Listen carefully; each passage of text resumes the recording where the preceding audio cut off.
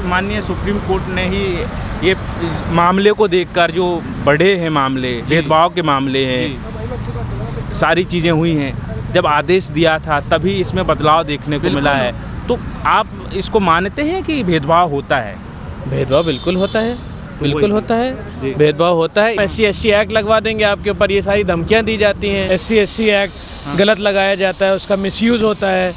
इलाहाबाद यही बोल दिया है। रिजर्वेशन की आपने बात कर दी, SC/ST एक्ट की बात कर दी, तो आप संदेह की नज़र से देखते हैं क्या अभी रिजर्वेशन को? नहीं सर, संदेह की नज़र से नहीं देखते हम। तो नमस्कार, आप सभी का स्वागत है। हम आए हुए हैं सुप्रीम कोर्ट के प्रांगण में, आप देख सकते हैं पीछे, और हमारे साथ हैं अधिवक्ता सुप्रीम कोर्ट के, जो लगातार 4 सालों से यहाँ पर हैं, और आज हम जानने वाले हैं उस मुद्दे के बारे में जो काफ़ी गर्माहट पर मुद्दा है, UGC का। और UGC के काफ़ी समर्थन में भी हैं, काफ़ी लोग विरोध में भी हैं, और सुप्रीम कोर्ट का क्या कैसा आज फैसला आया है, जो सुनवाई हुई, क्या कहा है सुप्रीम कोर्ट ने, इसी के बारे में बात करने वाले हैं। अविनीश जी, बहुत बहुत स्वागत है आपका। नमस्कार। आपके दर्शकों का भी स्वागत है यहाँ पर। क्या कैसा रहा है आज, क्या सुप्रीम कोर्ट का रुख रहा है इसके बारे में?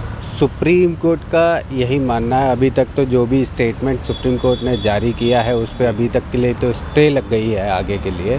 बट जो भी आगे मुद्दा गर्म चल रहा है, पॉलिटिक्स हो रही है इस पर पूरी तरीके से। जैसे यूपी में भी आप देख रहे हैं, कहीं एक पक्ष से कोई एक बड़ा अधिकारी इस्तीफ़ा देता है तो सरकार के पक्ष से भी एक इस्तीफ़ा दे देता है। तो इस तरह की बातें चल रही हैं। अच्छा। आपके क्या विचार रहेंगे इसके बारे में? आपने किस नज़रिए से देखा है इसको, जो आया है, क्या कहना चाहेंगे इसके बारे में? देखिए, मैं तो स्वर्ण समाज से आता हूँ। जी जी। तो हमारे लिए तो ये मुद्दा बहुत ही संवेदनशील है। जी जी। कि आज से कोई भी व्यक्ति अगर कुछ इस SC/ST समाज का कोई भी व्यक्ति हमारे प्रति कुछ भी करता है, चाहे भले ही सही हो या गलत, सही है तब तो ठीक है, मान लिया हमने, गलत हो गया उसके बाद क्या, हमारा तो जीवन व्यर्थ है। उसके बाद एक केस लग गया, आज कोई सरकारी कर्मचारी को ले लीजिए, कोई स्वर्ण समाज से अगर आता है और उसके ऊपर किसी SC/ST समाज ने केस लगा दिया, तो आगे के लिए तो उसका जीवन व्यर्थ है पूरा। नहीं, आप एक अधिवक्ता हैं, अधिवक्ता की नज़रिया से क्या कहना चाहेंगे? जो बदलाव देखा है इस बार, जो OBC को जोड़ा गया है, कुछ मामलों को देखकर कि जो भेदभाव के मामले बढ़े हैं, 118% के आसपास, आप भी इसके परिचय होंगे इसका, तो ये उसके आधार पर सही हुआ है या गलत हुआ? आप सवर्ण समाज से हैं या नहीं है, इससे बात नहीं है, एक अधिवक्ता के नज़रिए से क्या कहना चाहेंगे आप? अधिवक्ता के नज़रिए से देखा जाए, इसको बैलेंस रखना चाहिए। जी जी। जी। अगर कोई गलत है तो गलत कहना चाहिए, अगर कोई सही है तो उसको सही भी कहना चाहिए। ये नहीं है कि गलत कोई सही कर दो, गलत कोई गलत कर दो। निष्पक्ष रहे, अपना एक बैलेंस पॉइंट ऑफ व्यू रखना चाहिए। अच्छा। कोर्ट ने अभी स्टे लगाया है, बहुत अच्छा किया है। आगे इस पे कोर्ट का आगे मंथन करेगी, इस पॉइंट ऑफ व्यू पे क्या होना चाहिए आगे, कॉन्स्टिट्यूशनल वे में क्या हो सकता है, ये सारी चीज़ें आगे देखते हुए बैलेंस पॉइंट ऑफ व्यू रखना चाहिए। तो आप कह रहे हैं वो बात सही है आपकी। अच्छा, कौन कौन सी चीज़ों में सुधार होने की ज़रूरत है? क्या सही है इसमें? कितनी बातें सही हैं, कितनी बातों में कुछ सुधार की ज़रूरत है? देखो, अभी तो मुझे इस पर पूर्ण गहन अध्ययन अभी मुझे ही करना है। जी जी जी। ठीक है। बाकी क्या सही है क्या गलत है, वो आगे का विषय है, ये सुप्रीम कोर्ट अपना बताएगी। मैं अपनी टिप्पणी करूँ, वो मैं बहुत छोटा हूँ सुप्रीम कोर्ट के सामने। जी जी। तो इस पर सुप्रीम कोर्ट के भी आदेश आ रखे हैं कि जो SC/ST एक्ट गलत लगाया जाता है, उसका मिसयूज़ होता है।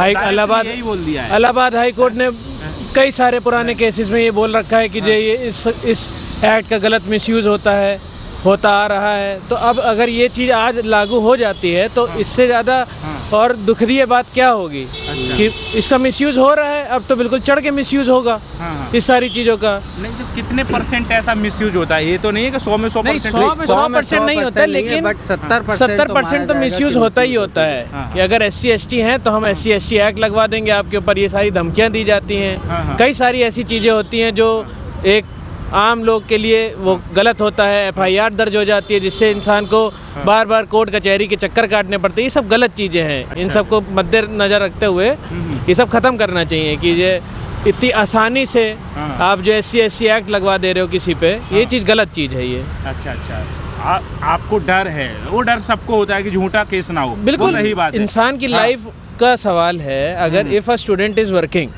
है ना, वो कॉलेज जा रहा है, उसके ऊपर SC/ST एक्ट के अंतर्गत FIR दर्ज हो गई, तो आप सोचिए उसका फ्यूचर क्या होगा आगे जाके। अच्छा, ये माननीय सुप्रीम कोर्ट ने ही ये मामले को देखकर, जो बड़े हैं मामले, भेदभाव के मामले हैं, सारी चीज़ें हुई हैं, जब आदेश दिया था तभी इसमें बदलाव देखने को मिला है। तो आप इसको मानते हैं कि भेदभाव होता है? भेदभाव बिल्कुल होता है, बिल्कुल होता है, भेदभाव होता है। इसलिए आज सुप्रीम कोर्ट ने जो स्टे लगाया है इस पे, उसके बाद रिप्लाई मांगा है कि आप अपना रिप्लाई एक एक करके लेके आइए और बताइए हमको कि क्यों ये चीज़ लागू होनी चाहिए। तो अच्छा आज आदेश आया है सुप्रीम कोर्ट का, और आगे भी सुप्रीम कोर्ट हम लोग के लिए, सबके लिए, समाज के लिए, समाज को देखते हुए अच्छे एक आदेश करेगी, समाज के हित में एक आदेश करेगी। बस यही सुप्रीम कोर्ट से दरख्वास्त है कि वैसे ही हो। अच्छा, 19 तारीख की सुनवाई का बोला गया है कि 19 तारीख की सुनवाई। अच्छा, आप लोग क्या उम्मीद रख रहे हैं? क्या इसमें आप लोगों को एक गुंजाइश होगी? क्या उम्मीद है? सर, वो तो रिप्लाई एक बार फाइल होगा, दोनों पक्षों को सुना जाएगा, उसके बाद ही सुप्रीम कोर्ट, और हम तो तब भी बहुत छोटे हैं, सुप्रीम कोर्ट खुद आदेश करेगा जज साहब, है ना।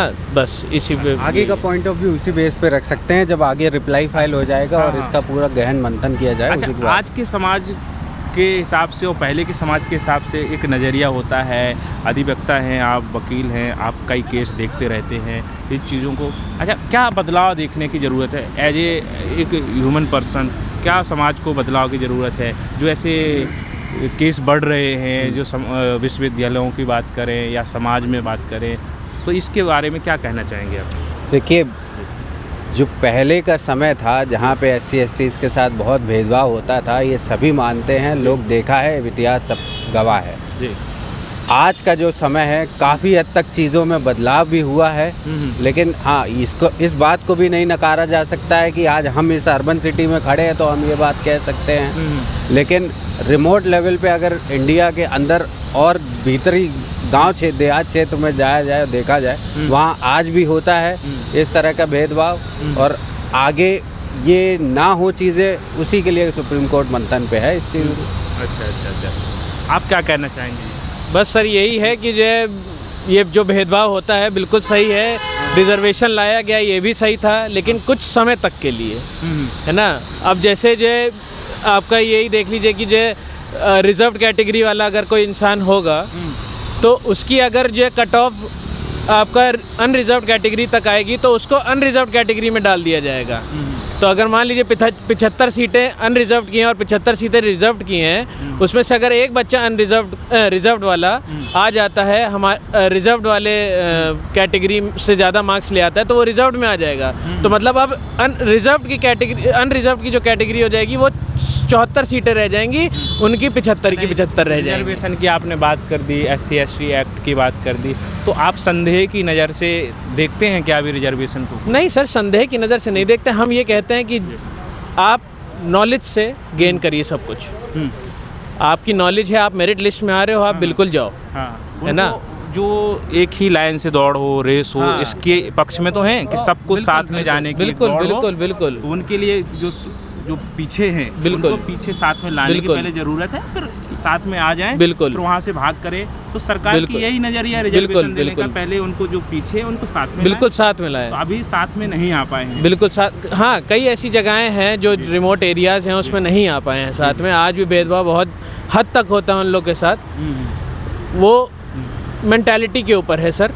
उस चीज़ पे मेरी क्या मेंटालिटी है, आपकी क्या मेंटालिटी है, वो कोई नहीं जानता है। जी जी। हमको अपनी मेंटालिटी को सुधारना है।